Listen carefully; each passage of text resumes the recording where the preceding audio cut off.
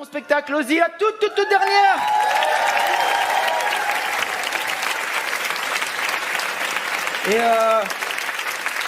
Et j'avoue que c'était particulier parce que la première c'était hier, donc vraiment ça a été un spectacle qui a eu une... on peut pas parler d'exploitation au long cours quoi, mais j'avais envie de faire un spectacle en parallèle à celui que je suis en train de tourner pour le moment, qui s'appelle La formidable ascension sociale temporaire de G. Verstraeten. Je sais pas si parmi vous quelqu'un l'a vu.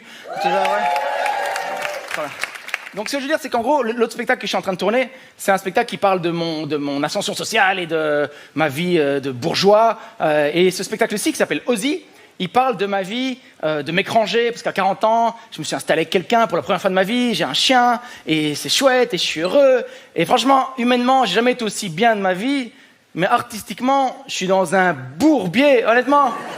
Parce que je me suis toujours inspiré de mon intime pour raconter des trucs sur scène, etc. Vraiment, j'arrivais avec mes blagues et avec ce qui m'arrivait. Mais si aujourd'hui, je vous raconte de manière autobiographique ce qui m'arrive réellement dans la vie, ça ferait des sketchs qui feraient « Putain, l'autre fois, j'étais dans le fauteuil, j'étais bien, j'avais du houmous, j'aime trop le houmous, franchement. » Et là, je dis à ma meuf « Putain, c'est dommage, il n'y a pas des grisinis. » Elle me dit « Mais si, il reste des grisinis. » Je fais « Allez, il reste des grisinis. » Elle me dit « Mais oui, il reste des grisinis dans le tiroir où il y avait les pistaches. » Je suis trop content, il restait des grisinis. Voilà, ça c'est mes anecdotes du moment, quoi. C'est qu'il reste des grisinis.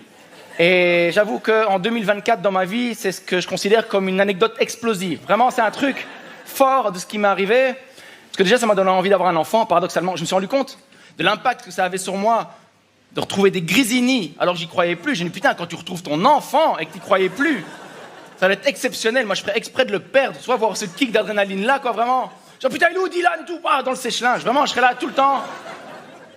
Mais en revanche, en tant que stand-upper, je peux pas vous faire un quart d'heure sur les grisinis. C'est-à-dire que payer un billet et tout, je trouve que les grisinis, c'est pas un sujet, vu l'actu, c'est pas un sujet assez clivant.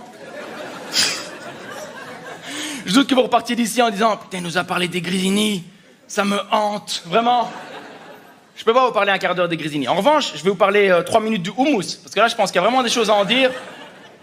Moi, j'ai pas d'avis particulier et tranché sur l'appropriation culturelle. Vraiment, je pense qu'il y a plein de choses à en dire. Mais je pense qu'il faut vraiment que les Blancs arrêtent d'essayer de faire leur propre houmous. Vraiment, il faut que ça s'arrête. Chaque fois que tu fais un apéro chez toi, t'as quelqu'un qui arrive avec un Tupperware. Regarde, c'est du houmous, je l'ai fait moi. Arrête! Tu arrêtes! Ça n'a pas de sens. Il y a des gens qui viennent du Liban, il y a des gens qui viennent de Syrie, qui viennent de Jordanie, parfois au péril de leur vie. Parfois, ils ont ouvert un petit établissement et c'est jamais prétentieux. Et ils te font un houmous, c'est une merveille. C'est bien assaisonné, c'est crémeux. Ça coûte 5 balles la barquette. Qu'est-ce que t'as besoin d'aller faire ton houmous toi-même avec tes pois chiches crevés?